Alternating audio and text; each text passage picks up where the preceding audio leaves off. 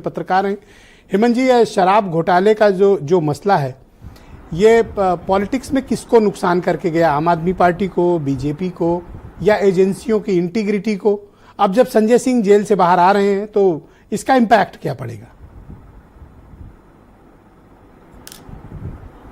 देखिए, संजय सिंह का जेल से बाहर आना संभवतः कल आ जाएंगे, आज तो हॉस्पिटल में गए हैं।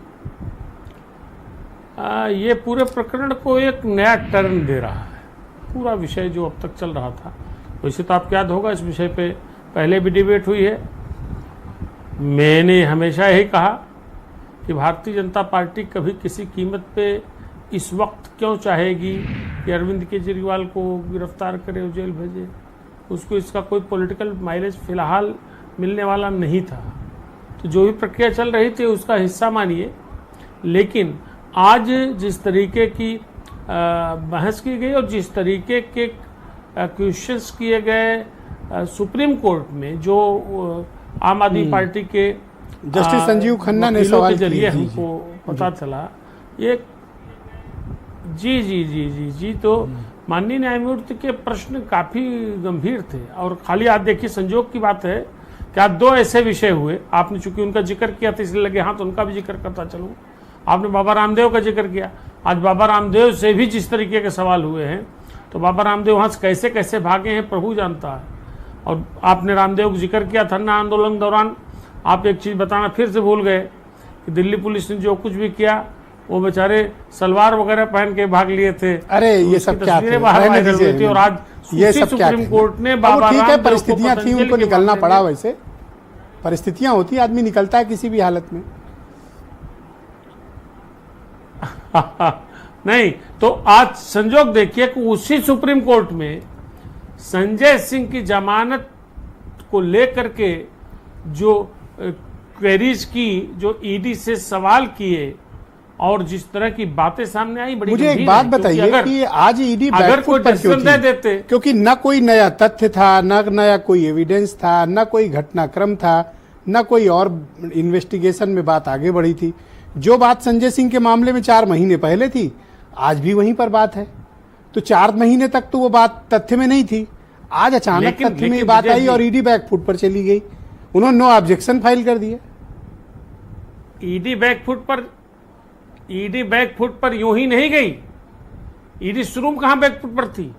आज बैकफुट पर क्यों आई? मैं ये थोड़ा हैरानी है मुझे। बैकफुट पर थी जो विंड अपान रहने वाली एजेंसी है, अडिग रहती है अपनी बातों पे, आज वो नो ऑब्जेक्शन, वो भी लंच के फौरन बाद। देखिए, मुझे बताइए, ब्रजेश जी देश की प्रीमियर जांच एजेंसी है जो गंभीर आर्थिक विषयों की जांच करती है जी।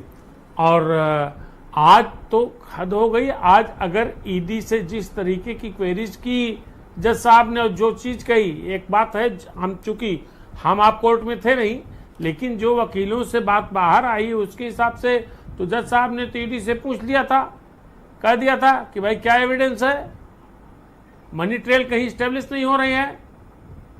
हम तो फिर अब ऐसी स्थिति है कि हम ये आदेश लिखा रहे हैं, कोई एविडेंस नहीं मिला, केस बनता ही नहीं है।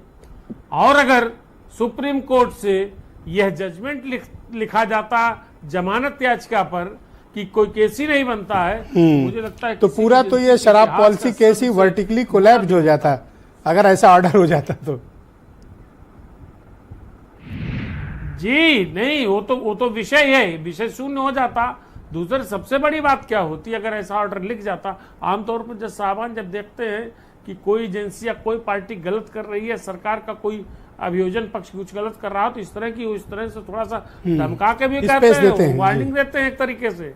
अमूमन हर कोर्ट्स में होता है। समय मिला, लंच तक का समय दिया गया। सोचिए क्या हो, लंच तक का समय मिला, 1 घंटे का समय बहुत होता है कंसल्ट करने के लिए। लंच तक का समय मिला, लंच बाद सरेंडर कर गए।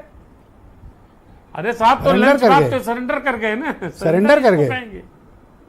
हाँ, इन्होंने कहा कि हमको कोई आपत्ति नहीं है। बीरेन जी भी आ गए हैं, आज घटनाक्रम पे लगातार नजर भी बनाए हुए थे। जेल भेज रहे हैं जी।